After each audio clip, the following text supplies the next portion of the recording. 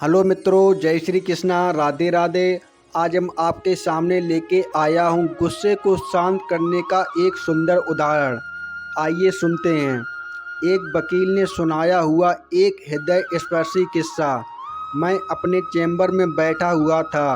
एक आदमी दंदनाता हुआ अंदर घुसा। उसके हाथ में कागजों का बंडल, धूप में काला हुआ चेहरा, बड़ी हुई दाढ़ी, सफ़ेद कपड़े जिनमें पैंचों के पास मिट्टी लगी हुई थी। उसने कहा, उसके पूरे फ्लैट पर स्टे लगाना है। बताइए क्या क्या कागज़ और चाहिए, क्या क्या लगेगा, खर्चा। मैंने उन्हें बैठने को कहा। रघु, पानी दे इधर, मैंने आवाज़ लगाई। वो कुर्सी पर बैठा। उनके सारे कागजात मैंने देखे, उनसे सारी जानकारी ली। आधा पौना घंटा गुजर गया था। मैं इन कागज़ों को देख लेता हूँ, फिर आपकी केस पर विचार करेंगे। आप ऐसा कीजिए, अगले शनिवार को मिलिए मुझसे।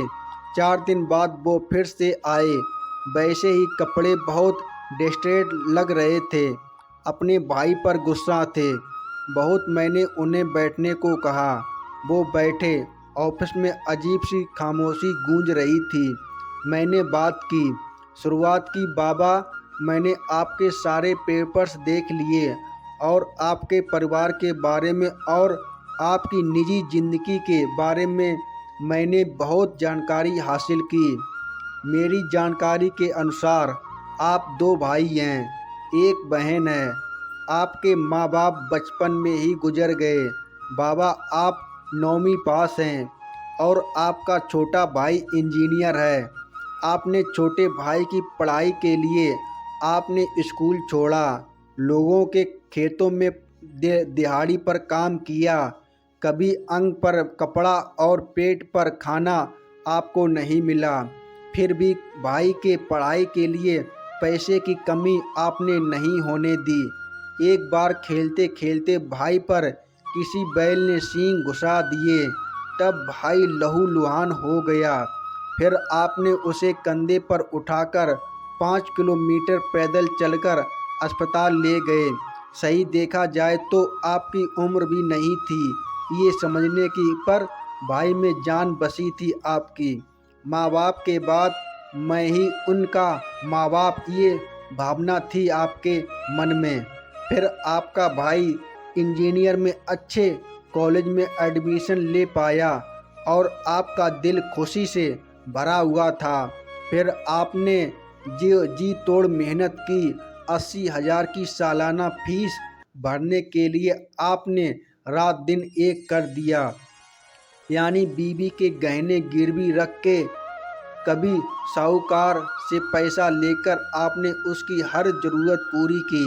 फिर अचानक उसे किडनी की तकलीफ़ शुरू हो गई।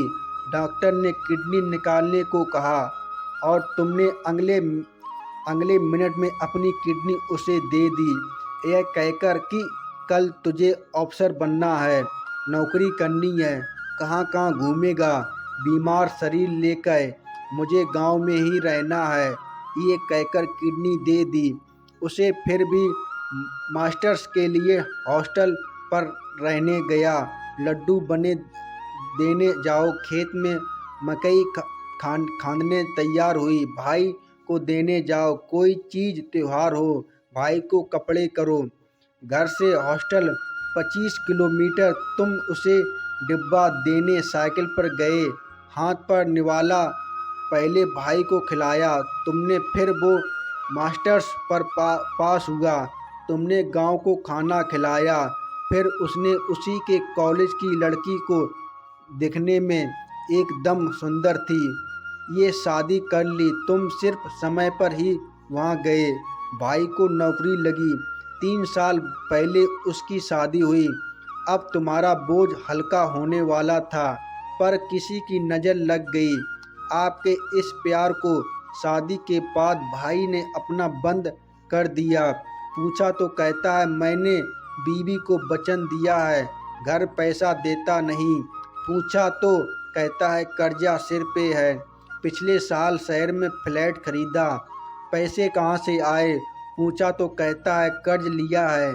मैंने मना किया तो कहता है भाई तुझे कुछ नहीं मालूम, तूने निरागवार ही रह गया। अब तुम्हारा भाई चाहता है गांव की आधी खेती बेचकर उसे पैसा दे दे। इतना कह के मैं रुका। रघु ने लाई चाय की प्याली, मैंने मुंह से लगाई। तुम चाहते हो भाई ने जो मांगा वो उसे ना दे कर उसे ही फ्लैट पर स्टे लगाए जाए, क्यों सही चाहते हो तुम? वो तुरंत बोला, हाँ। मैंने कहा, हम स्टे ले सकते हैं, भाई के प्रॉपर्टी में हिस्सा भी मांग सकते हैं। नंबर 1, तुमने उसके लिए जो खून पसीना एक किया वो नहीं मिलेगा। नंबर 2, तुम्हारी दी हुई किडनी वापस नहीं मिलेगी। नंबर 3, तुमने उसके लिए जो ज़िंदगी खर्च की है वो भी वापस नहीं मिलेगी। मुझे लगता है इन सब चीज़ों के सामने उस फ्लैट की कीमत शून्य है। भाई की नीयत फिर गई, वो अपने रास्ते चला गया। अब तुम भी उसी कृतव्य सड़क पर मत जाओ। वो भिखारी निकला, तुम दिलदार थे, दिलदार ही रहो। तुम्हारा हाथ ऊपर था, ऊपर ही रखो। कोर्ट कचहरी करने की बजाय बच्चों को पढ़ाओ लिखाओ। पढ़ाई पर के तुम्हारा भाई बिगड़ गया, लेकिन इसका मतलब यह नहीं कि तुम्हारे बच्चे भी ऐसा करेंगे। वो मेरे मुंह को ताकने लगा, उठ के खड़ा हुआ, सब कागजात उठाए और आंखें पोंछते हुए बोला, चलता हूँ वकील साहब। उसकी रुलाई फूट रही थी और वो मुझे दिख ना जाए ऐसी कोशिश कर रहा था। इस बात को अरसा गुजर गया। कल वो अचानक मेरे ऑफिस में आया। कलमों में सफ़ेदी झांक रही थी।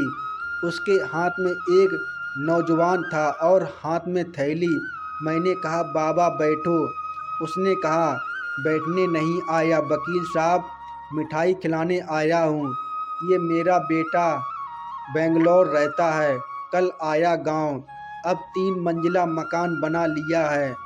वहाँ थोड़ी थोड़ी करके 10 से 12 एकड़ खेती खरीद ली। अब मैं उसके चेहरे से टपकते हुए आंसू खुशी को महसूस कर रहा था।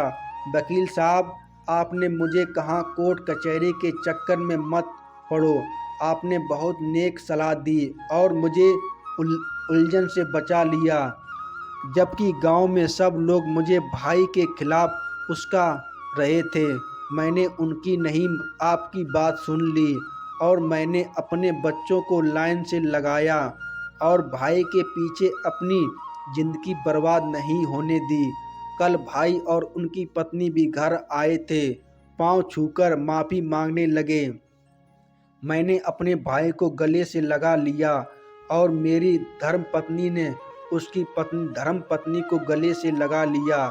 हमारे पूरे परिवार ने बहुत दिनों बाद एक साथ भोजन किया। बस फिर क्या था, आनंद ही आनंद, लहर घर में दौड़ने लगी। मेरे हाथ पर पेठा हाथ में ही रह गया, मेरे आंसू टपक ही गए। आखिर गुस्से को योग्य दिशा में मोड़ा जाए तो पछताने की ज़रूरत नहीं पड़े। कभी बहुत ही अच्छा है कोई कोई को समझना और अमल में लाना चाहिए। यह एक सच्ची घटना है और बेमिसाल है। मित्रों, अगर आपको वीडियो अच्छा लगा हो तो वीडियो को लाइक करें, शेयर करें, चैनल को सब्सक्राइब करना और मित्रों कमेंट करके बताना हमारा ये वीडियो आपको कैसा लगा। धन्यवाद।